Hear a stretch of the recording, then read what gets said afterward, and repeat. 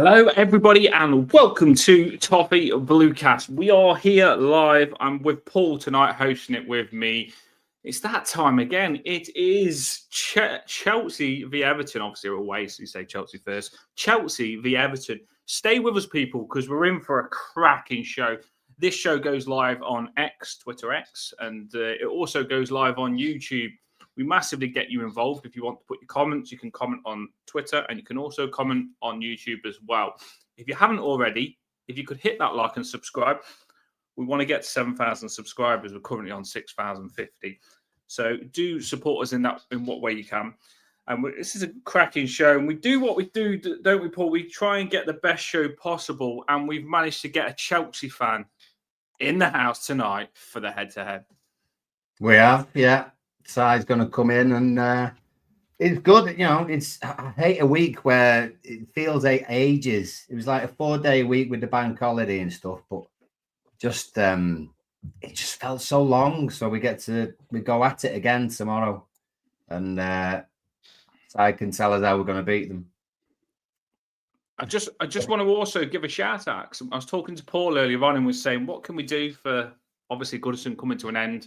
We want to do as much as we can on this show to help the people, listeners, to just give you a treat. And what we've done is we said we're going to do a giveaway every week now till the end of the season. So we've got about 4 weeks, and we're going to do a giveaway each week. We've got a couple of people lined up that have said they'll give us a giveaway, and then we'll just send it straight to you. So we've got a couple of we've done one before. We've got a couple of competitions coming where you just put your name in the hat, and you can win a memorabilia Goodison Park prize for free. It'll all be kind of Goodison Park linked. I think we've got a really good art picture of the guy's done a painting. We've got the Everton memorabilia coin set and an Everton T-shirt as well from Rob probably. So we will be doing free giveaways because we'll just do our part. We'll do what we can for you listeners because you massively help the channel. So we'll be excited for that, won't we, Paul? Yeah, absolutely. Looking forward to it. Right, let's get the guest on, people. Here he is. We've had him on before. He's cracking. We're getting him on again.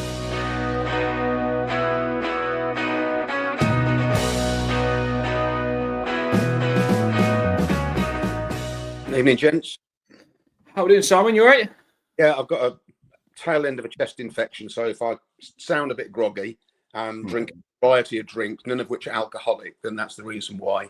And also, when you actually just really complimented me by saying that I'm going to be in the house, I thought I was too old to be announced in that way. So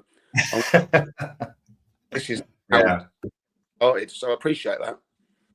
I think a bit back, we had a video of you that you sent us that we did on the show when we asked you about a player, Brozier. And then also, on Brozier, who got injured quite a bit, and also we I think last time we had you on.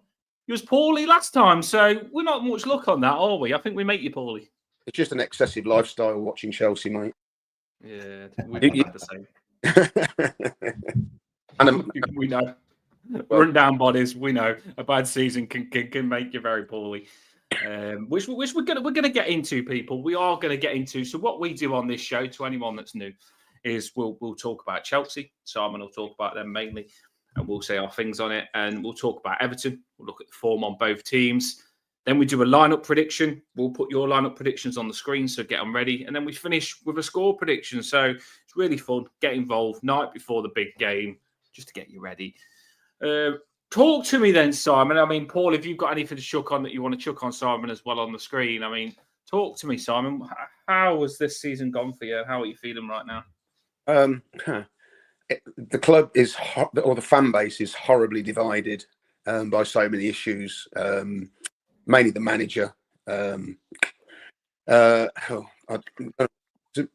storm in a team in many ways, but we were never going to win the league. When we played you at Goodison, we were second, but I thought that we had a good chance of finishing top four, where that's highly unlikely now. It doesn't really help when the manager says it's been a good season because we've been in the top four. Well, it depends where you finish, really. So I think he's not making life easy for himself. But I guess it's just symptomatic of having sporting directors pick players for a manager to put in a system, etc., etc. So, and I know people might say I sound like a privileged so-and-so, but the club have wasted a huge amount of money, in my opinion, in different ways. And Champions League was really important for us this season, but with the best will in the world, I just don't see it happening at all. The fixtures we've got left, starting with tomorrow, we really need to win every game. We've still got the Conference League and a trip to Poland, hopefully. So, you know, that's a positive into the Europa League. But I think that's about where the club is now. I don't see it challenging for Champions League, possibly anytime soon, because you all forget that other teams improve as well, don't they? You know, if you look at yourselves, you know, we play this fixture in September. It has a different vibe to it than we're playing it now. So that's kind of, in brief, how I feel and a lot of fans feel, I think. Yeah, well, I really, well, last time we spoke, as you said, I'd really like, come on, don't let Liverpool win the league, and just didn't happen, did it? I don't know. I can't put my head on what it is. I've watched Chelsea quite a bit as well. It's because you have got good players, but Yeah, they're just not performing as a team, and yeah, sometimes the tactics ain't right. The players. Right. Fact is, if David Moyes has come in and done what he's done at Everton with the players that, when you look at some of the players that Moyes is working with, you do think to yourself, the players that Chelsea have got, they should be better than what they are. But then sometimes, for me, the only thing that I could probably say is that they do look like the better players, but sometimes with better players comes bigger egos. I think we've seen that when David Moyes was at Man United. I think sometimes you get these players where they've got big names, but they probably act like they've got big names as well. So it's hard to get the best out of them when they already think they're the dog's bollocks. I think at the point, I don't see, with a few players I see that, but it's mainly down to inexperience, and there's no leaders there. The most experienced or oldest player was Cucurella, who was 26. You can't just keep piling young players, teenagers, into a side and hope that they grow together as a team. They need more than that, and they need a manager who's worked at quite a high level. And Maresca hasn't had that. The Guardiola analogy is always thrown at my face if I really don't agree with him. But statistics around possession don't win your football games. Look at Forest. You know, I think there's so much ideological crap about football. It's not a complicated game, but some people want to make it into a science, and that's where we are. The best players that have helped Chelsea in the past are people like Zola and Vialli, Hullet, who were late 20s and early 30s, mid 30s in some case, but they completely changed the football club, made other players around them better. We're just throwing youth after youth, saying that in 5 years' time it's going to work. Well, there's no guarantee, and I think it's we're suffering for that. What do they call it? A project. How can a football club be a project?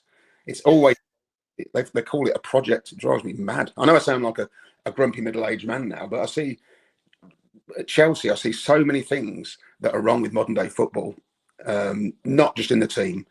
And a great point with Moyes. You know, he's been there and done it. He'll get respect for that, and I don't see there's a huge amount of respect from those players towards Maresca, because again, I'm not saying this would happen, it won't. You put a Mourinho in the dressing room, I can guarantee within a week the whole attitude would change. So I think it's just a funny period now. The last 3 years have been a bit like a soap opera. Then again, you can see the difference that a manager's made, who's also familiar with the club as well, isn't he? He's not a one club man, but he's known for his work at Everton. But yeah. I was just going to say, is a lot of it, obviously, the recent change in ownership. There was literally just money flying out and players coming in. And since then as well, let's say there's been some creative financial decisions made and everything else. Like you'd say, it does all seem a little bit unusual from the outside. But in terms of the pitch, I mean, we've just got one or two questions. There was a question about Palmer. Is he consistent enough? Is he as good as he was sort of the beginning of the season, end of last season? Yeah. Is that kind of still happening? I think the levels he set were ridiculous. You couldn't continue those levels. He still had, I believe, this season 23 goal assists, and people are saying, "What's up with him? What do you want the kid to do?" He single-handedly can't win games for Chelsea all the time. It's the levels and expectation on his shoulders, ridiculous. 23 goal assists. I think most Premier League clubs would want like a player, knocking those stats out, but no one else is coming out with those numbers. And so I don't think that I'm defending him blindly, but it's a great example of the imbalance of the squad. If he doesn't do it, then there's not many players who are doing it regular. Last week, we got a 2-1 win at Fulham, and he had an assist. But before, like early this season and last season, everything was coming through him. The game at Stamford Bridge last season, when he put 4 past Everton, that he can't keep doing that. It's just ridiculous. So not. I think he looks drained of confidence. I think it's most of these players being younger confidence players. If they ain't got the confidence or the lead on field leadership and help, then it'll show. I'm convinced of it, and I'm not sounding like a privileged fan whose club is where they are, but they've spaffed so much money on players. I mean, we've had 2 players this season who we signed in the summer. They're gone by January. How is that even possible? It's insane. It's just Renato Vega came in the summer, gone. And João Felix, who we seem to buy every other bloody year, brought him in to get rid of Gallagher, and he's gone.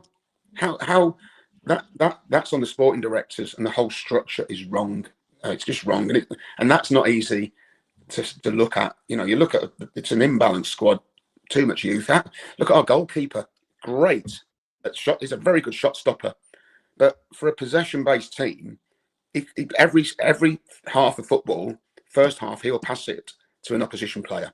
Guarantee it. If you want to put a bet on, do that tomorrow. But that's not his fault.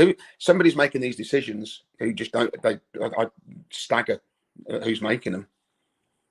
Yeah, I was going to say I went on a Chelsea space, and it was complete meltdown. Like you just said, I don't think they can identify what the problems are. Do you blame the manager? Is the manager getting the best out of the players? Do you blame the players, or the players, should they be performing better themselves even if it's not on the manager? You know what it's like. They just rant about everything because you don't know what the answer is. And one thing's for sure, the manager should be getting more out of the players that you've got. I mean, there's some of the comments that say, try being us. And some of the players that you've got, like you say, Palmer's been carrying the show, but Neto as well. I would have loved Neto. Yeah. You've got Madueke on the wing. He's a cracking. You just got good players all over and good players on the bench. So it's hard to understand why you're not smashing the season. But it doesn't always work out like that. We've seen it with a lot of teams, haven't we? Where you think they've got a good team, but they just don't play as well as you think. We've seen it with England sometimes. You think they've got a good team sometimes, and the players don't gel. Just because they're good on paper doesn't mean they're going to play good. That happens sometimes. And I think it also proves the point that you can throw money at something, but it guarantees nothing because you have to be buying the right players, coached in the right way, and you have to have a degree of unity. I watched Maresca's press conference today, and he's starting to bite now. Things he's saying. He really poor press conferences. It might not seem much, but the players will see it. The fans, everything just seems to be very at the moment, which nobody wants. I'm not a booer. I never will. There are some people now who are booing the team. I'd never do that. But at the same time, you've seen it at Goodison. I've seen it at Chelsea over the years. If you get a proper unity with a team and the fans as one, then it's very, very powerful. Very powerful. And I think we're a million miles away from that. Apart from away games, away games is a different mentality, isn't it? But home games can be very poisonous.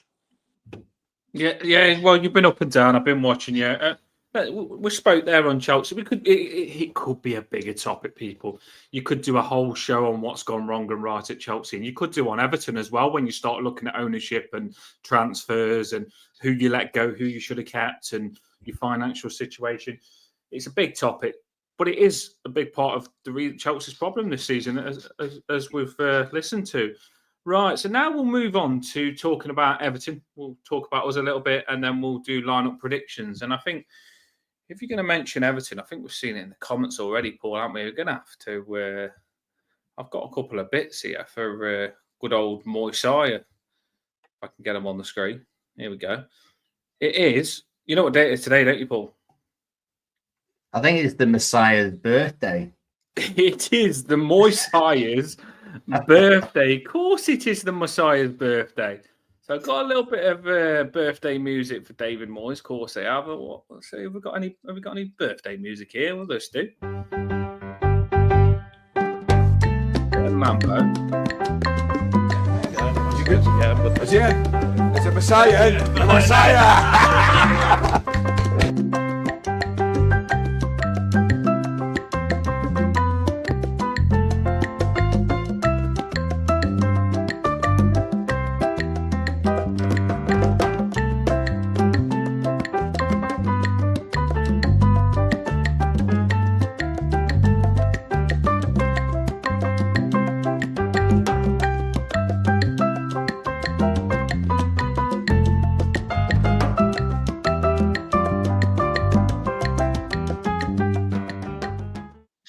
So I didn't go for the original Happy Birthday song. I did it in a bit of mambo.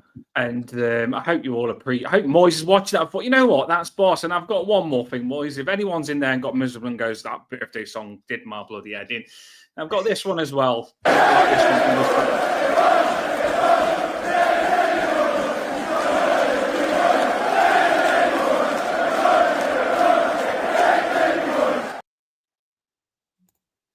Love it. Yeah, he likes it. You could see the emotion on David Moyes' face.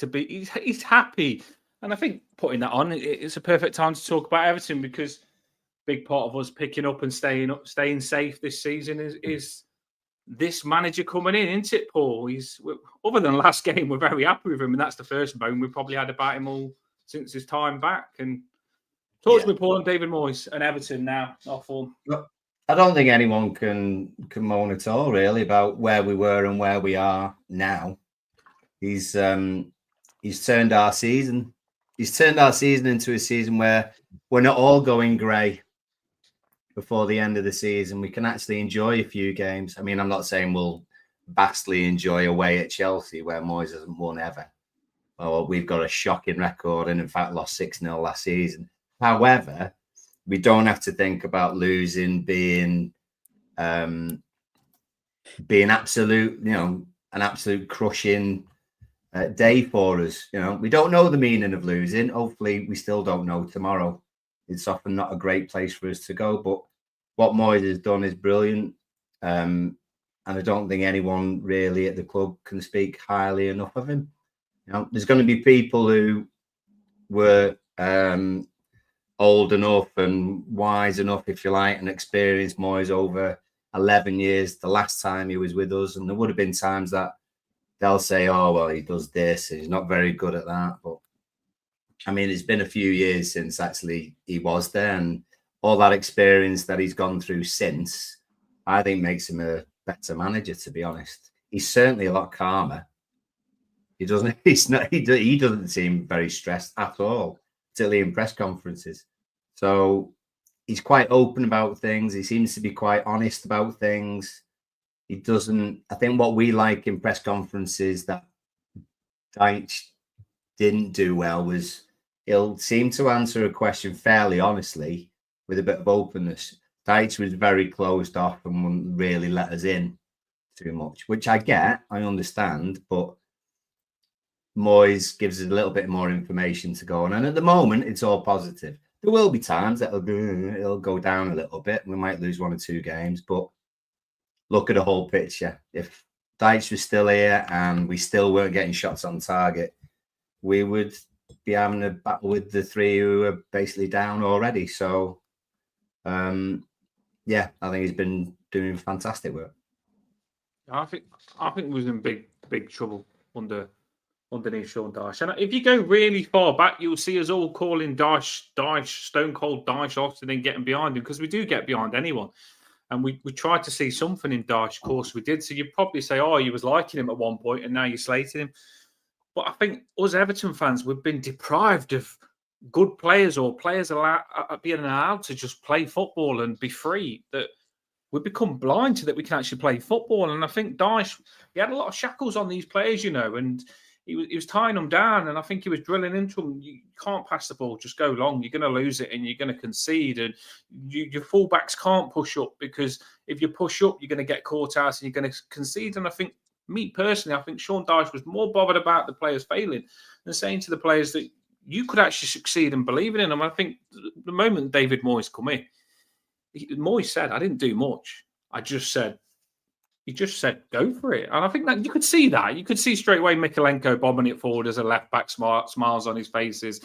The right back bombing it forward. O'Brien, really good move by David Moyes. Dyche wasn't even playing Jake O'Brien. David Moyes brought him in. That's just a sign in itself. And Garner Gay, who Dyche didn't trust to pass, has been one of our best players since Moyes has come in, and he's controlled most games. So Moyes, he's just done the right. Sometimes managers just click and can get the best out of players, and that's what we needed, because we haven't got the players that Chelsea have got. But one thing's for sure is we're probably getting more out of the players than what Chelsea are doing. So it's making us get results. And we've been saying we're unbeaten in 9, unbeaten in 10, and we've been in every game. The derby, we got beat by an offside goal, by the way. The last game was probably the first big loss that we had, but it was only 2. And we've been in every game. We generally have felt like we can take on any team this season. And to get that feeling with the players that we've got, you've massively got to give David Moyes credit. So, Simon, we're really happy. What's your thoughts as an outsider looking in at us Everton fans with David Moyes? Well, it's interesting that you were talking the polar opposite of what I was discussing about a manager. And as I say, I don't want to just throw it at Maresca's door, but he's very inexperienced to handle that level of expectation. And the level of expectation that Moyes has walked into, he understands that as soon as he's safe, then they can play with a lot of freedom. And you'll probably see that tomorrow. I think it will be very, very disciplined, all his teams are. But one thing around Chelsea's neck tomorrow is the fact that they're going to be playing under pressure, under huge pressure to win the game. And Moyes is not daft. He knows this club. It's about having an association, a feeling for the club as well. It might sound different, but I remember when Jose came back the second time, his influence at Chelsea stopped really in 2022 when we got sanctioned, and that lasted 18 years. Some managers are iconic, and I know some people call him a dinosaur, but he set standards and levels that were just passed on from manager to manager. And I think Moyes, with his history at Everton, there's probably still some of that in the building, and he's probably tapping into that as well. And so I think it's so interesting that it's completely a polarised situation from the way we were just talking about Maresca. And Moyes will probably relish tomorrow, because I know he's had an absolute shambolic record at Chelsea. In some games, Chelsea have drawn very near to losing. Remember one in 2015, I think it was, or 14. But also there's been some really unpleasant instances for him as well. But you're only as good as your last game, and records are all, it sounds really cliche, doesn't it? But I think he would love to win at Stamford Bridge just for his own record, if you like, I think. No, it's interesting that you said that. I think we was a little bit like when David Moyes comes back, will we turn on him because he left? Will some of the emotion come back because he left us for Man United?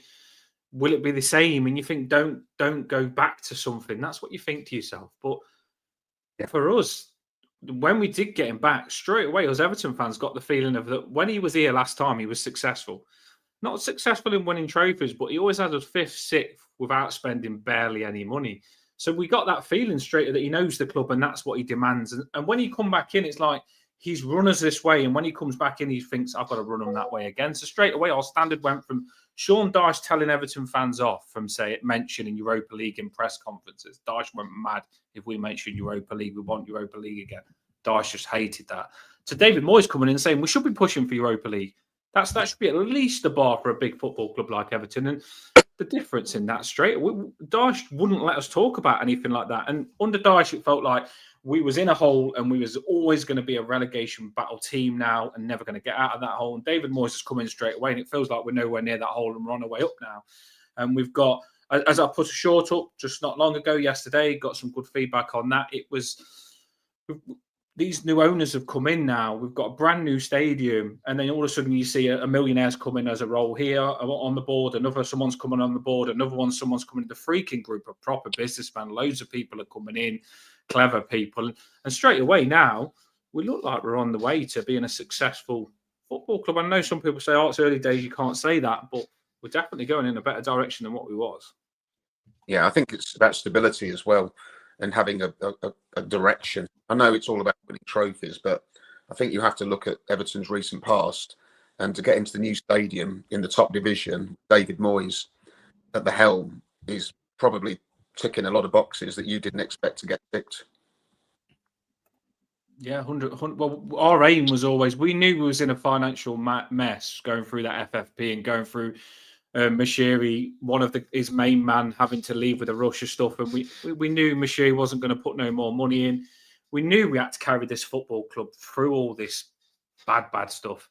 We could have gone into liquidation. We just knew it, and we all, I think all the fans just said, we don't want to go into that new stadium in the Championship. I don't think the new stadium would have happened, if we would have got relegated. I don't think we would have got the freaking group taken out. I personally think the freaking group was waiting to see whether we stayed up. Once they knew we would stay up, they probably said, yeah, we'll go for it, because the financial mess would have been so different if we didn't stay up. It was on borderline FFP, so imagine what it would have been on the financial loss of going down. Oh, bear to think about it. But we did it. We kept Everton Football Club up. We are good fans. We kept them up.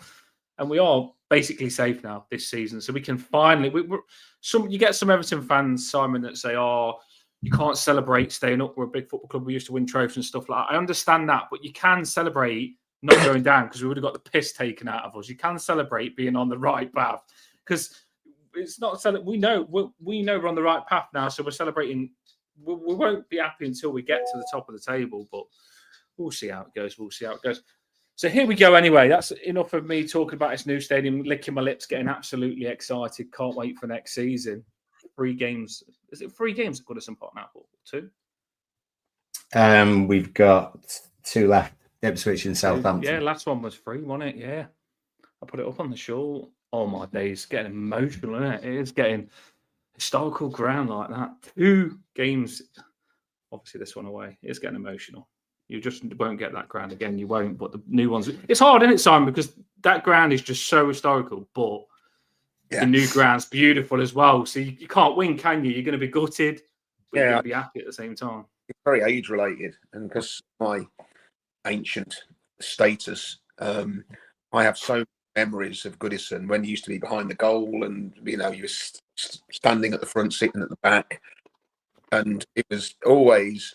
I always remember one thing about Goodison. We had a run where we'd always play Everton around bonfire night, and it was such a great ground because there's always like a mist there. The floodlights were on. Certain stadiums look better under lights and the atmosphere. There was just something really, really great about going to Everton in those sort of circumstances. And we had a good record as well, but even now. I know it's falling apart, but it brings back lots of memories, and I think that's an age thing. But if you've got the chance to move on, you've got to move with the times, and that in itself, if as a fan, if you're saying it's not been a great season, but you've managed to facilitate a brand new ground and get it open for next season, it's as much about what goes off the pitch as what goes on the pitch. And Chelsea's another great example of that.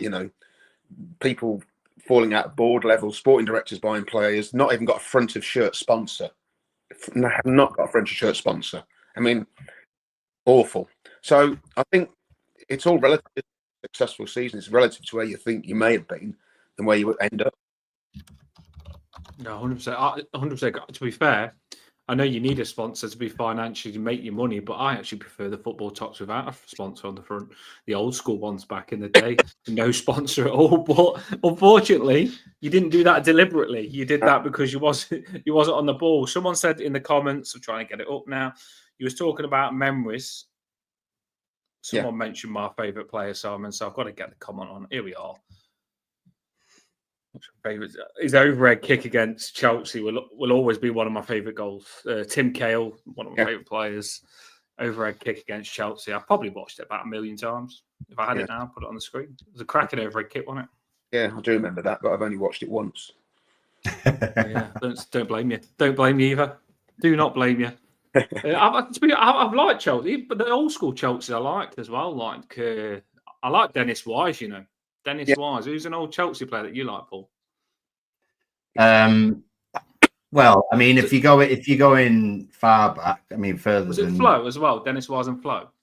Sorry, Andre Flo. Yeah, he was there. Yeah, I mean, even I'd even think of Kerry Dixon's obviously, you know, one of the main ones. 80s when I was a kid, he was always the main man. To be fair, there was a local event. Don't ask me why it was local, and it was like a Q&A session, and it's got a slight Everton link, and it was Kerry Dixon, David Speedy, and Pat Nevin. Because of course, brilliant. You know, was maybe some Everton fans there, and there was 2 Tranmere fans there. How can you Probably for Pat Nevin? Yeah, exactly. Yeah, but that's a great side put together by John Neal for next to nothing, and the club was almost bankrupt at the time.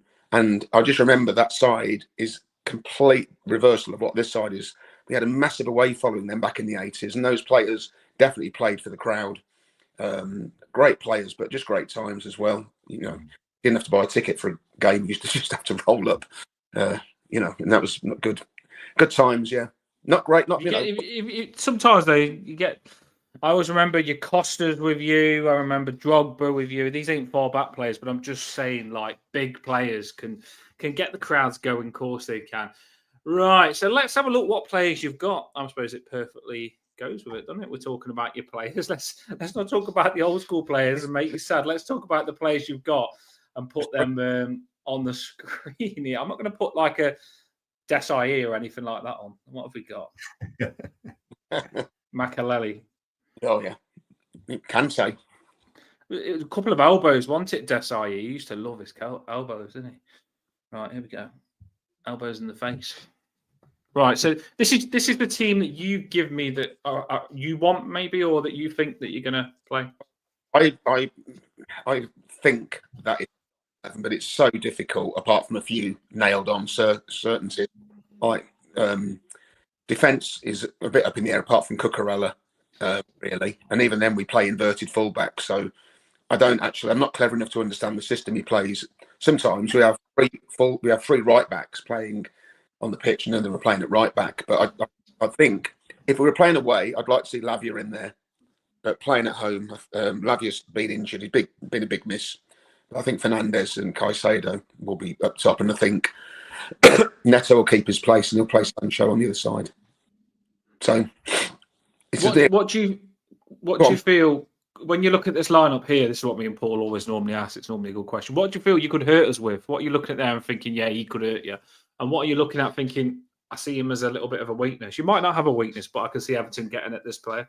Well, but obviously, keeper is a weakness of his. He's a great shot stopper, as I said, and it's not his fault. He's playing in the system. The main area of weakness for us is immaturity on the pitch and losing our heads sometimes. And because I know it's crazy that I know Enzo Fernandez was young player of the World Cup, a couple of years ago, but playing in the Premier League week in, week out is very different. And there's no real mature leadership there as I find it. So it's not those players' fault.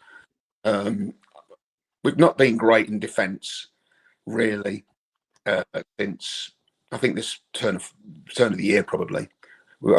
But our defensive record is good. So I think we're our own worst enemy, really, guys, in terms of lack of concentration. At one point, I can't remember over how many games conversion rate, 3%, and I think we've got the high. I don't buy into this. We've got the second highest XG in the league. Well, that doesn't mean anything, does it? But we are so wasteful with chances. See, this is what makes it so hard, Paul, and this is what I was talking about. When you look at that team on paper, it's hard. It's not weak, is it, Paul? What are you saying on this? Well, Chelsea's problem just seems to be their inconsistency, and you don't know actually, because they're sort of up and down. Obviously, they're in a fight for Champions League, so I think it helps them that there's 5 places now, massively. But on their day, they can turn someone over quite easily when it's clicking. Whether that's down to the manager or not is up for debate. But you can have. I think Reece James is a quality fullback. However, he's not consistent enough, and he's kind of in and out. He should have been the successor to Walker, if you like, for England side, and it might still be. But he doesn't seem to hold it down for Chelsea as much as he has done in the past, I suppose. That's a really good point. And very quickly about Reece James, I remember 2 years ago, we played away at Real Madrid and we beat them, but went out by 1 goal after extra time. He got fouled. He got a yellow card against Vinicius Junior after 7 minutes. And I've never seen a better fullback performance from anyone. Now I've put him at right back. He spends most of his time in bloody midfield. I mean, you've got one of the best right backs in the world, as long as he can maintain his fitness. And the only time he's played proper fullback this season was for England, and he won man of the match. Now, this is what drives me mad. And I know I'm being a Philistine because I believe in, like, if you're playing 4-4-2, stick to 4-4-2. But you're wasting a great talent there. You know, fullbacks are such an important part of the game. Luckily, Cucurella's come into his own now, but Reece James is such a good point.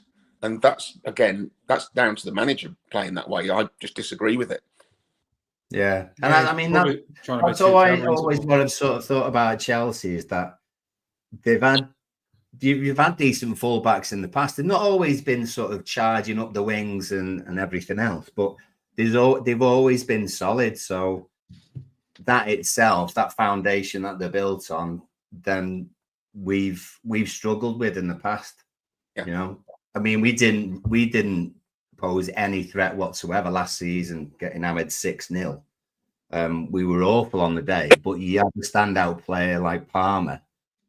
Yeah, I mean, that was ridiculous. Playing at his absolute best. Then Chelsea's just confidence within it. It was, but the confidence around him then was, it just all came to fit into place for you. So they're so inconsistent, you can't really tell what is going to happen. Our record's shocking at Chelsea.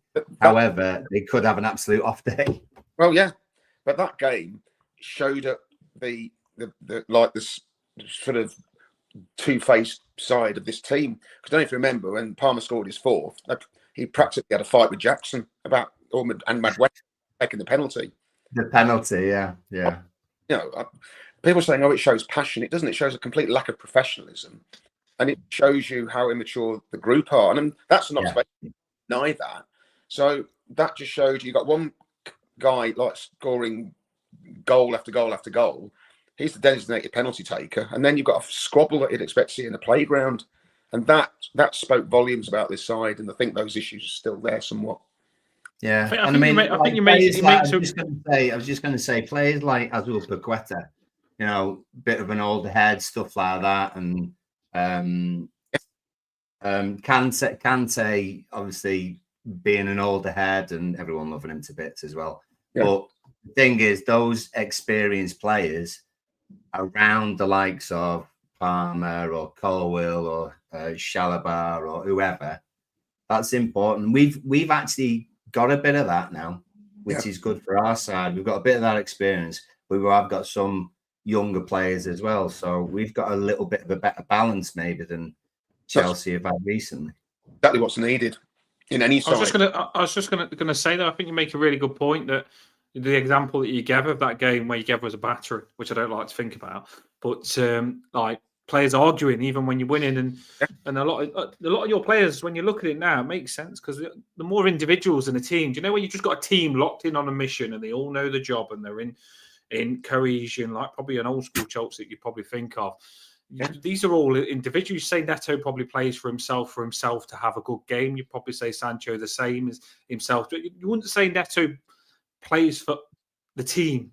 Does Sancho play for the team? Do they do it for the team? And I think we do a little bit. That's probably where they're not. They're all just playing for their own little game and show. So does play for the team, but I think from what I see, because the amount of mileage he gets on a pitch is phenomenal, but he's just trying too hard. You know what I mean? I think you go through a long streak of not scoring. A young player, sometimes you just try too hard, and you just see that with him. And it's and you can't fix that. You still got to support the player. But I think he's underperformed, but I don't think he's underperformed in terms of his team ethic. Whereas some of those players, I do have a question mark over that. Right, so like Paul mentioned, the problem is that if they turn up Paul Palmer, he's one of the best when he's on it. And we still get flashbacks of what he was like that game. He was sensational. And Neto, we know he's a good player. Sancho's got game. Casado, he's been doing it with Garnagase on the stats. Absolutely amazing. Enzo, he can turn up. You've got good players all over the park. So we can't, even though you do have your bad games, we can't think that you're going to have a bad game. We've got to think that you're going to be ready and you're going to turn up. You still just can't believe that team on paper haven't smashed this season. I can't believe it.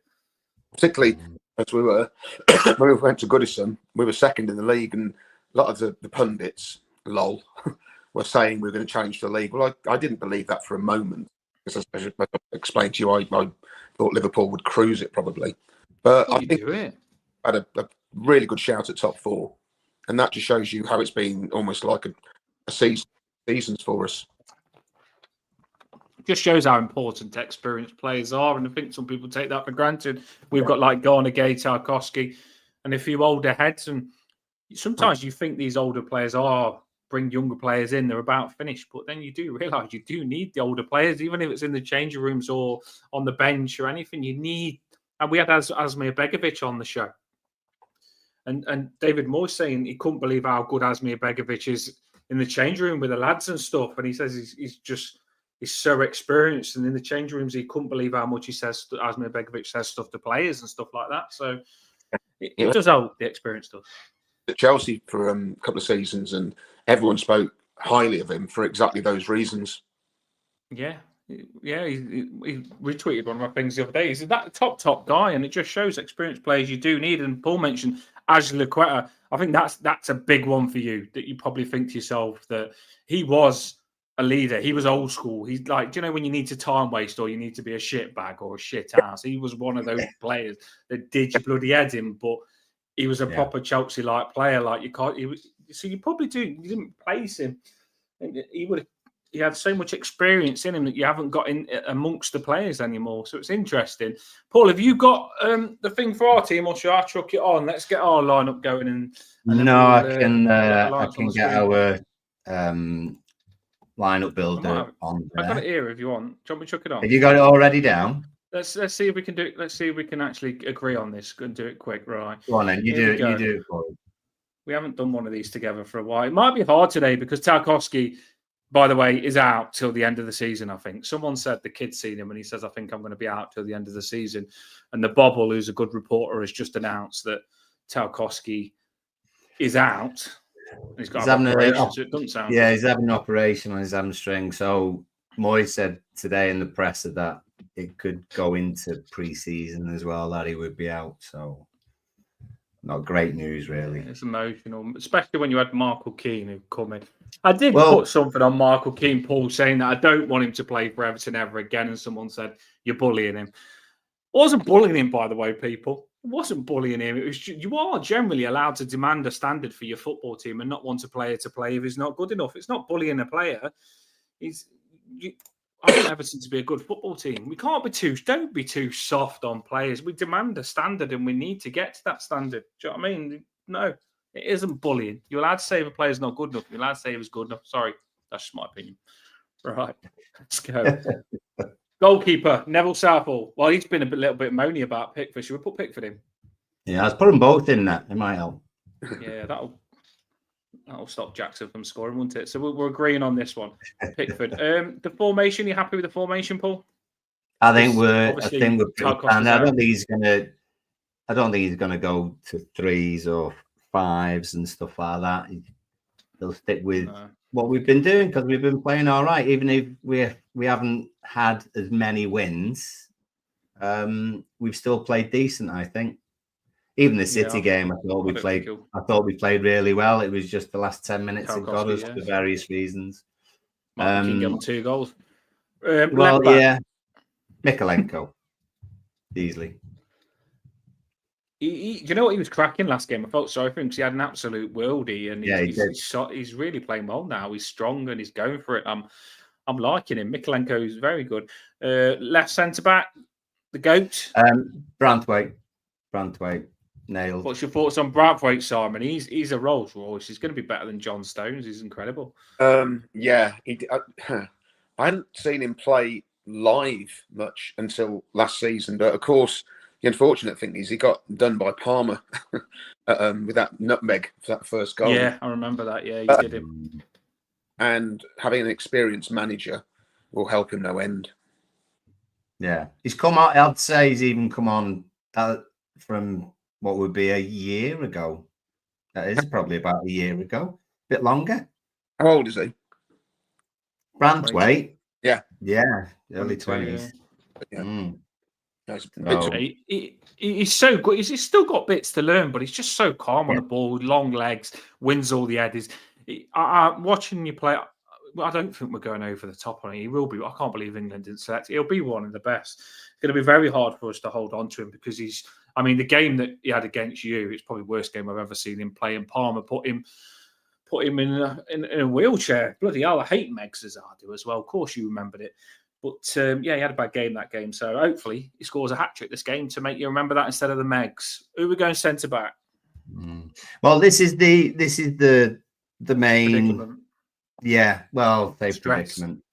Moyes was asked by a couple of people about he was asked very cleverly about whether Jake O'Brien's going to start at centre back. He was quick to say Jake O'Brien is a centre back, so it wouldn't be unusual for him to be put there. Well, why did he put in there last game? Well, he said straight after that, he said the only sort of dilemma, because we've got Michael Keane who can come in.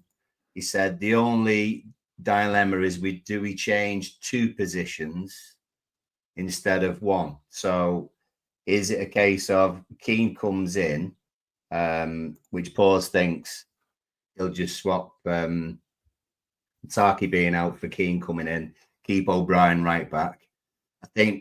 I would imagine that going off what we've seen and spoken about, the vast majority would want O'Brien to be centre back and then one or three to be right back. That's what I would prefer as well. Whether he will do that is the question. It's just stressing me out just thinking about it now, because if Michael Keane, I'm beyond Michael Keane if he starts, of course I'm beyond anyone that puts Everton top on. But it just makes me twice as stressed, Michael Keane playing there. Yeah. But I get what you're saying. Like, it's changing two positions instead of one. Keep Jake O'Brien right back and you're only changing the centre-back. But I know for a fact, if you play Michael Keane centre-back, it's going to massively affect Jake O'Brien playing right-back because Keane he struggles. So Jake O'Brien won't be as good right-back. Positioning is just... I'm worried. It's just his body position on so many things is just, oh God. Simon, you can see me and Paul stressing. What's your thoughts? Sorry, you can see me and Paul stressing about this situation. What's your thoughts? Well, again, we have to make sure that we're more clinical with any chances that we create to start with. It was the same at Fulham last week and we got a hugely important win, but we were taking shots that are going straight at the keeper. So, we will create chances tomorrow, but it depends how good those chances are and how efficient they are at getting them on target and making it difficult for the keeper. That's a bit of a get out answer, I know, but that's the story. It's just we just don't want Michael Keane to play, but we've got a massive feeling he's going to play. Who are we putting right back then if we're going to go Jake O'Brien in that magical centre back position that Michael Keane might get? Even though he was he was actually asked about Dixon. I can't remember who it was who asked him, but he was asked about Dixon, and it was very, very obvious and clear. No one's even spoken to him about Dixon. I don't even know if he's actually aware of his existence. There's a little bit it was a little bit like Luke Garbett and Carlo Ancelotti. Who's that? And the thing is, he's going to choose out of Ashley Young, Patterson, and Coleman. Now, Chelsea away. I'd like Patterson to have a go because I think he's most likely to be there longer than the end of the season. But yeah, I'm giving Patterson a go. I think we're already basically safe now, so I think we need to start looking at players. And I think to let Patterson have a game and let's see if we should loan him out, see if we should sell him, see if we should keep him. We need to find out if Patterson's got it or not, and if he's fit. I think this with Tarkowski out, it's a perfect time to play him and see if he's good enough. If it goes wrong, you sub him probably during the game, or you don't let him play the next game. But yeah, let's give him a go. These positions here, Paul, it's going to be Garner Gay there, isn't it? Would you say? It seems it. No one's picked up an injury as far as he said, and no one's fallen over themselves with great performances coming on as sub. So you'd imagine Garner and Garner would be the two middle diddle. I mean, I know a lot of talk on your Casado, but Garner Gay has been sensational under David Moyes, Simon. I can't believe how he's been like Kante. He's been unbelievable. I've seen quite a bit of him, and I have to say that the ground he covers is one thing, but his use of the ball is very impressive as well. You know, it's about breaking play up, but also making it simple and picking off attacks, and he's been really impressive at doing that. He's been the closest thing to Kante, I think, that we've had. Definitely. He's been the closest thing to that quality and awareness on the pitch. If anything, he's getting better with age, to be honest. I would never have compared him to Kante at all, because he's just turned into something special. Like now, he's like an engine. Saying that, you probably, when you got rid of Kante, you probably didn't think you needed to get rid of him because he wasn't slowing down. They are these players. He's 35, but they just don't slow down, do they? You don't know when to get rid of them because they just get faster. He started to pick up injuries because his consistency was brutally insane. But again, he got the experience, exactly the sort of humble guy that these young players should aspire to. You know, I mean, such an incredible human being outside of football. And those qualities are really important within a squad, I think. But hey-ho, there's another one slipped through the net. Yeah, I know. Where is he, Adzi? I don't know. Do you know where is he at the moment, Si? Saudi, isn't he? With Ronaldo, I think. Saudi. Yeah, and he was still done. And I do understand about the injuries and that, but you've got to have all those players that won the Champions League under Tuchel have either gone very quickly, or in Reece James's case, just like playing in midfield now. Handling of it. In some cases, we've done okay out of it, but it's just been butchered. And the new ownership just thought anything to do with the previous ownership needed binning practically. So pay the price, don't you? Oh, I do think you needed to take a couple of those players over you. It's mad what you did. Who are we going left, Paul? This is going to be a good player, Simon, this month. Are we going Illiman and Jai? Skillyman and Jai. He was on about James. You're not sure about him. That made me excited because I know he's going to come up against Jai that's got a lot of tricks in the bag. Yeah, I think so. And he'll drag James around as well, I think. You know, it'll be interesting to see how that battle goes on. I mean, it's going to be Decore, isn't it? Well, it's going to be Decore. I think it might be Alcaraz, this time. I would be shocked. I would too. I would be happy, but I would be shocked. Got a great record. Some players like playing certain teams. For me, he's always a standout player when we play you. This is what I say, Simon. This is what I tell people. Sheet, yeah. Yeah, like honestly, Simon, we a lot of us because Decore, he's got an engine, he covers a lot of ground and he works his arse off. We can't slate him because we love him and he works so hard and he does pop up with goals and he's kept us in the Premier League with a big goal. But we sometimes he's not that technical on the ball, so we want Alcaraz to play instead of him. But then when we get fans on like you that are just like, Decore is really good, why are you not wanting him to play? Yeah, I know, but it's all about opinions, and that's why. No. Simon, Paul sometimes isn't the fan of Decore. I side up for him more than Paul, and you've just sided up for Decore, so I'm going with that. Who are we going for on the right?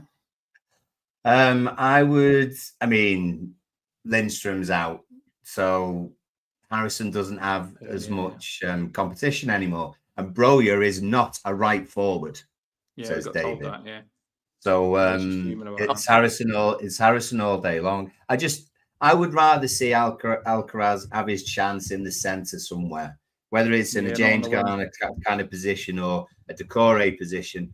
I'm not keen on him being thrown out wide all the time. I think he's on a hiding to nothing because I don't think it's his position, to be honest. McNeil was knocking a lot of goals in training. Would you not start McNeil this game? You know what? I forgot a little bit about McNeil, to be fair, but I've never been keen with McNeil on the right hand side.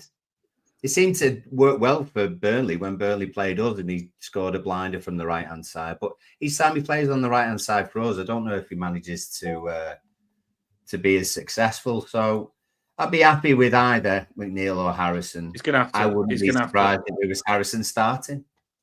Whoever plays in that position is going to have to help Patterson. That is, and as much as I don't want Keane to play there, obviously your right back does.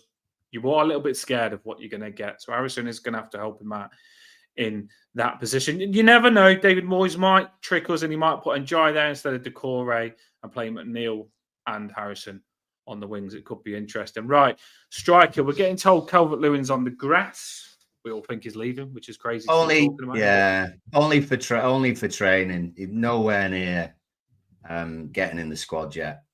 So he's close to proper training. He's not anywhere near the first 11 by a mile. Well, Brozier can't play this game. He's out. Brozier hasn't been playing well since he's come back from injury, which is good because we actually liked him, but now he's gone shocking. So it's going to be between Beto or Shamiti. I'm Beto all day. But I do want to see Shamiti, by the way. I want to see what he's got. I did like him. Yeah, he deserves a chance, but I don't think he's going to get it Chelsea away. If he gets half an hour, it'll be Ipswich or Southampton at home, wouldn't it? You would imagine. I have seen Colwell does like picking up a bloody yellow card, doesn't he? He seems to get a yellow card every game. Colwell gets drawn into players, and I do think Beto, watch him on Colwell if this happens, because I think he'll draw him in quite a lot and could be a nuisance for the Chelsea centre-backs. I honestly do feel Chelsea is strong all over the park, but you just want to get straight at the centre-backs. And I'm not saying the bad centre-backs because they're not, but I just think get at them. Yeah.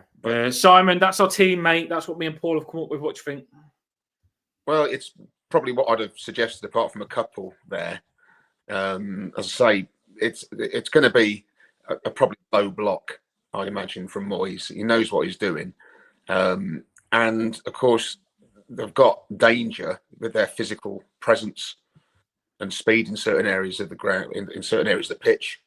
So I think I get why you've put those players down, the ones that I recognise, because he'll understand how to isolate centre-backs and put a low block in, frustrate Chelsea.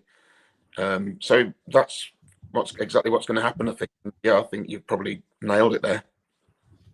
A couple of our Everton fans have been screaming out for Jordan Pickford to score a goal. So don't be surprised, Simon, if you see him in the box a couple of times on the throws and set pieces. All right, some insider betting. Yeah, we just love him. We love Jordan Pickford that much that we just against Newcastle. We want it to happen. We've got them coming up, but Jordan Pickford with diving header. You just would love to see it, wouldn't you? That'd be awesome. Hey, just slight off topic. Clip this week, social media. I think it was an under-18s team. I've got to win. Got to win to win the league. You've got a corner. Keeper's up for the corner. Keeper scores the goal. Last kick of the game wins the league. Followed it, didn't he? Brilliant. Yeah, fantastic that was. I love it. I love that stuff. Right, what have we got? Let's have a look at the comments, Paul. Let's chuck a couple of the lineups in the comments. There's been a lot of talk tonight. It's been a cracking show, to be fair. An in-depth talk on Chelsea and Everton. What are the lineups in the comments? And then we'll finish with score predictions, the best part of the show. LTL looks as though I think he's short by a player or two. Don't do that. We need don't even need that many. LTL's that confident. We don't even need a full 11. O'Brien, Branthwaite, Patterson's involved. Tim's involved. Njai guy, Alcaraz, Shamiti. That could be the bench. I don't know whether that's the 11 or not. Scars in, Pickford, Patterson, O'Brien.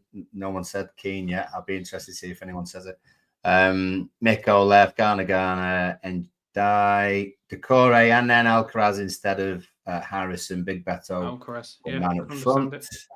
Clarkey.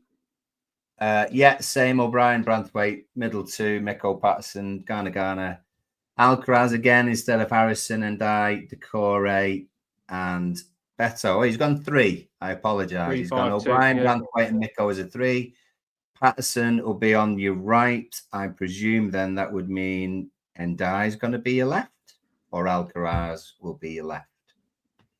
I presume that Ndai is your left. You might. It's interesting to see whether we do go 3 centre backs. I think we'll stick with 4, but you never know. I'll be surprised. But you never know. That's interesting. Doyley would split Patterson and Coleman for half each. Mikolenko, O'Brien, Branthwaite. Garner and Alcaraz drop James Garner. Ndai, Harrison and Decore, with Beto getting a half and Schmidt getting a half. Very attacking. Yeah, I like that. Doyle's even planned that he's going to bring a player on one half and the next half. That's very tactical. Get him on the sideline. I like that. What else have we got? Yeah. Pause. He likes his names. Sir Pickford, Lord Jimmy of Tram. There's been quite a few comments for James Garner right back actually tonight. Zara O'Brien along with Prince Jared. Salah Silencer Miko on the left-hand side. Xavier Decore with King Garner. Knight Dwight on the left. And Ndai in the middle. A new Maradona Charlie on the right. So actually he's got Decore playing a deeper role. Alongside Garner Gay, Big Bad Bull Beto is the one up front. Eltel is the same one again. Patton Patterson. Is Eltel? Are you having a drink tonight or something? Just let us know. If you are, good on you. I'm jealous. Good on you. Absolutely. It's Friday. It's Friday. Yeah, it's Friday. Why not? Nick went for Patterson right back, O'Brien, Branthwaite middle, Mikolenko left. Garner and Alcaraz as your middle diddles. Dwight on the left, and Ndai in the 10. Schmitty. Neil on the left, and Ndai in the middle. Schmitty on the right, and Beto up front. Be interesting. We're trying to maybe shoehorn a few players in so they get minutes. I don't know whether I'm a fan of that, but yeah, interesting. Keegan's in, and he reckons Patterson, Mikolenko, Branthwaite. I think we might be interesting. Possibly a 3 then. Garner, Alcaraz, or Alcatraz, like lots of people call him. McNeil, Jack Harrison, Beto, and then Ndai. And that is all you wrote. Thanks. I know it's a mission to type all the players up, but we really do appreciate it when you put your lineups in, people. And thanks for those lineups. We like to know we're listened in, and there's plenty of lineups there. We are at the main part now. This is when you do get a lot of people, some that can't be asked to put the lineups in, do get involved on this part, because this is the main. People do like this bit. People do like this bit. Everyone likes score prediction. You know what? Because it's easy. Some people are just lazy and think can't be asked to write anything. But when you do score predictions at the end, I'll type in what I think. And we do want to know your score predictions. With that said, we even want to know your goal scorers. We want to know your score prediction and your actual goal scorers. I'm trying to get some music.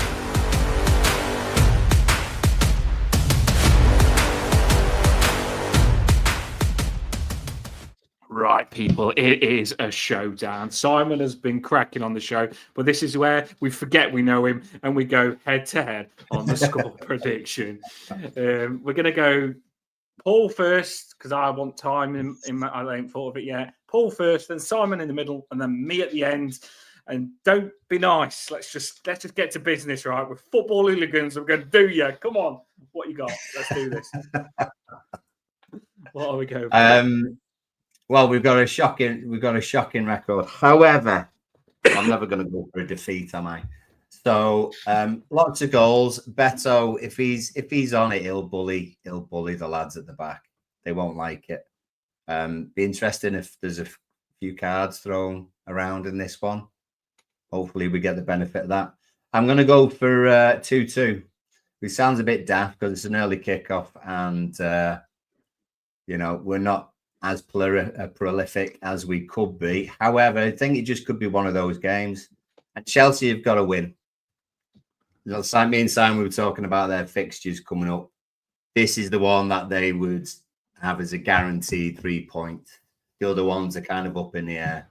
So they're going to have to win. Which means that if we can hold them off long enough, I think there's gaps. and then it could be an absolute frigging free-for-all. So I'm going to go 2-2. I'm going to go probably a penalty for them because it's the South and it just happens, doesn't it? So Palmer will score a penalty. I think someone will, yeah, well, he might, but then he'll follow up. Yeah, Palmer will get one, but I think would it be Jackson get the other one, bounces in off his arse or something. We would goals for us, you know what? I mean, Simon picked up on it. Decore is Decore. Can't deny it. You know, it probably bounce off his ass as well. So Decore will get one, and then yeah, you probably talk. I'm gonna Beto, sod it. Yeah, Beto, not Endine, Beto. So Beto and Decore, because they basically slag him off. They can only run. They can only run. They've no skill between them at all. So yeah, 2-2, and that's what we'll do. That's mad because Simon, they are two players that do Paul's heading because they sometimes lose the ball. But if he's going to have a moan, it's about Beto and Decore, and he's just put them as his 2 goals. He's got a secret obsession, I'm telling you. He must have. So 2-2, Paul. I thought he was going to go win, Paul, at first, the way you went into that. You was getting me excited. But 2-2. No. Simon, well, what have you got for us then, Simon? Come on, bring it on. What have you got? I was cheeky last time, and I went one with my heart and one with my head, didn't I? You did. You did, I remember. The head. So I can't do it time because the game is too important. Because if I was going to go heart and head, I'd go 0-0 again probably. But I'm going to go, excuse me, 2-0 Chelsea. The caveat is that we have to get, obviously, no, I'm changing that, 2-1. 2-1, actually. Sorry, 2-1. We have to get a 2-goal lead, though, I think, because we'll start like a house on fire, but after 20, 30 minutes, it could well be 0-0 like it has with so many other games. And the last thing you want to do against Everton is go a goal down when they're playing a low block. So I'm going to go 2-1, but I think that we will go 2-0 up and then we will concede one. And my knackered old heart will be having seizures towards the end of the game. So 2-1. You want scorers. It's got to be Cucurella, because Cucurella scored more league goals for Chelsea since Christmas than anyone else. And I think, yeah, bloody hell indeed. And part of me wants to go one of the centre backs that proves that we've got this guru in, set piece guru, who's like the invisible. Don't ever score him, but that would be too ridiculous. So I'm going to go Enzo Fernandez. And you want me to give an Everton scorer, and you know I'm going to go Decore. You just knew that, didn't you? Yeah, we do that. Well, it was interesting to see you went 2-0, then you shit your pants and went 2-1. You sure didn't want to go 2-2? You can go 3-2 if you want and give us the win. But no, I'm pretty sure you'll stick with 2-1. I go with 2-1, but I think it's going to be a close game, not like last season, because for Everton, it's kind of a free hit, and the pressure on Chelsea is to win tomorrow. So it might get cagey. See, it's an interesting score prediction. I'm going to go. I'm trying to be serious as well because I do want to get it right, but I'm going to go with 3-2 to Everton. I think 3-2. I think Tarkowski out is a big thing for us, so I don't think it will be like a low-scoring game. So 3-2, I'm going to go for. I honestly think it's going to be a bit of a thriller. If it's going to be 3-2, we've got to get the early goal. So I think we'll get the early goal. It will be Beto getting the early goal, bullying your centre backs is the ball. Then and Jai will score. He'll make it 2-0. There you go. Illyman, I love him. You watch, he's a goat. So that'll make it 2-0. Then you'll get one back. Palmer will score. Long shot. Should close him down. I'm pissed off that we didn't. 2-1. How about that for specific? Then we're going to make it. We're going to make it 3. So we're going to make it 3-1. I don't want it to go back to a draw. So we're going to make it 3-1. I think McNeil will probably come on and score 3-1. And then you'll get a goal back. You'll probably get someone like Neto score. And then I'll just shit my pants the rest of the game and absolutely feel sick. I wouldn't be comfortable if it was 6-0 up half time. So that's what I'm going for, people. 3-2, pretty specific. But I hope it is that. I really want to. I really want to win this game. I know we say free hit now because we're probably up, but I think to myself, we need to build something to go into next season. If we can beat a big team like Chelsea, I know you've not performed the best this season, but if we can beat the players that you've got, it puts a lot of confidence into us for the next season. I think whatever the result, we'll see things in players each and every game that it will take into next season. They're all playing for the contracts, Simon. A lot of contracts are up. So you've seen Decore do the celebration, sign me, and that is the good thing. The freaking group haven't signed any of the players yet. So although you'd say we've got nothing to play for, all those players are playing for the contracts. So the freak. I think a lot of these players that have come in are scared because the freaking group have got a big name, and I don't think anyone's going to walk over and take the piss out of Everton Football Club anymore. I think they know and want to stay at Everton now because you've got the new stadium, which is going to be incredible to play in.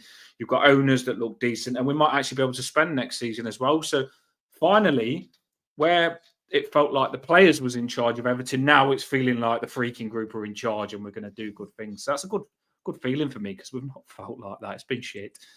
It is feeling good. What have we got, Paul, in the score predictions? Put it on, Simon. I hope we've got a lot of wins. Tons. There's a few draws, to be fair. Paul and James think that Pickford will score eventually. Might well be the last goal. If there's absolutely nothing in it and we get a penalty, if we got a penalty last minute, they give it Coleman if he's on the pitch, wouldn't they? In fact, they'd probably sub Coleman on so he could then take it.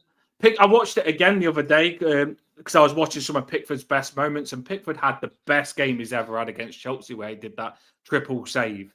That is just unbelievable. That literally kept us up. Honestly, when I think back, that kept us up. That did that game against Chelsea. So he can play well against Chelsea. Pickford can.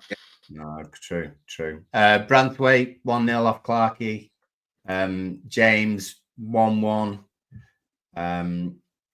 Danny says 1-1 as well. Happy with that. I think as long as we get a good performance, I think that's what we're looking for mainly at the moment, and maybe some players who are going to be with us next season to step up and do a good job. David said 1-0. So did Emma as well. Nick 1-0 Branthwaite. I love how Nick is really specific as well. 67 minute. 1-0 Branthwaite, 67 minute. However, if Keane plays, it's 4-0 Chelsea. Palmer 7th minute. Neto 32 and 60th. And Jackson on the 49th before that. Eugene's in. So there's only one scoreline. That's got to be 4-1. Beto hat-trick and Decore. Never know. Could happen. I like it. Get a monkey on it. Doyley and I 1-0. Danny said 1-0 if Keane gets sent off in the first minute. So we might survive then. I presume that's not a 0 and we're not going to win 10-1 or O'Brien for us and Palmer for them. A couple of draws, didn't they? A few draws. We're not all completely daft. The bottle like you. I think we saw the difference between me and you in that 2-2-3-2 kind of scenario. Someone said Endai with a Rabona. That would be amazing. Pause. I think Pause is just following Eugene now, but he's going 6-1. Palmer. I mean, the video would be out. The video will be out the day after. Palmer for Chelsea, and then everyone's scoring for us. Eltel, same as you said, 3-2. O'Brien with a late winner. But the likely result for Pause would say 1-1. Palmer for you and Branthwaite for us. Dave said Beto for our 1-0 victory. And Keegan went 4-1 as well. Beto and Branthwaite, McNeil and Pickford. Love it. And Neto for Chelsea. He's decent, Neto. He is decent, I think. Yeah. And generally, that's what people are thinking. So we've got some belters, some cracking score lines for some amazing games tomorrow.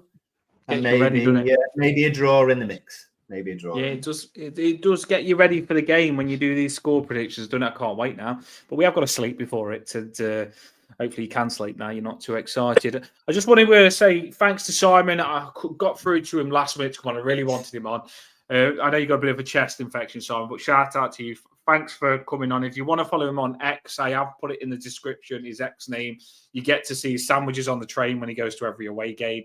You get to see what beer he's on. You know what I mean? It's interesting, people. Get on it. Simon, thanks for coming on, mate. Pleasure. It's great. It's a great show you got together, guys.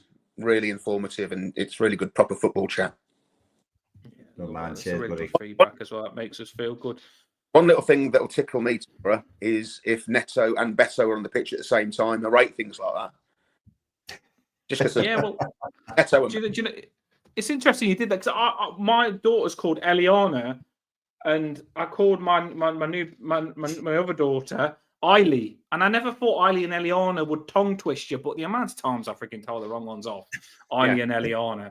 I called Eliana Eiley loads of times, and she's like, Eiley, what are you calling me Eiley for? And I say, no. So yeah, I get it, mate. It's a parental privilege. You earn the right. Yeah. Great news. Transfer news today. Supposedly, Man United going for Kuna from Wolves and Matata from Palace. So they'll have Kuna Matata up front next season. So that could be interesting. Do you know what? It's funny. I wasn't going to mention transfer news, but there's a lot going about now, and I've just seen breaking on Sky Sports News. The Freaking Group have put in £100 million bid for Palmer from Chelsea. So see how that goes, people. That could Is he good enough, though? Is he good enough? I don't think he'll get in because we've already got problems with Decore and Alcaraz. So, if only. What's out? What player was that for? Palmer. Yeah, I've seen that. Heard of him. One thing's for sure, we're not taking your goalkeeper, mate, because I watched him this season and got 9. Well, just the one that seems to juggle with a ball and miss things front post. The one that Sanchez that you put in, yeah. Long balls to Sanchez tomorrow, people. Long balls to Sanchez, and let's see. Let's watch Chelsea fans get fuming about Sanchez not catching the ball. Please don't. It's like gonna have nightmares now, isn't he? No, thanks everyone for listening. Used to it. Yeah. What I do when I travel down every game, it's one of the things I look forward to most. Yeah, well, Sanchez is going to put on a circus tomorrow. Get ready for it, everyone. 3-2. Have a boss one, everyone. Thanks, Simon, for coming on. Me and Paul have hosted it. Have a good one. I'll put some notes inside. Everybody. Enjoy.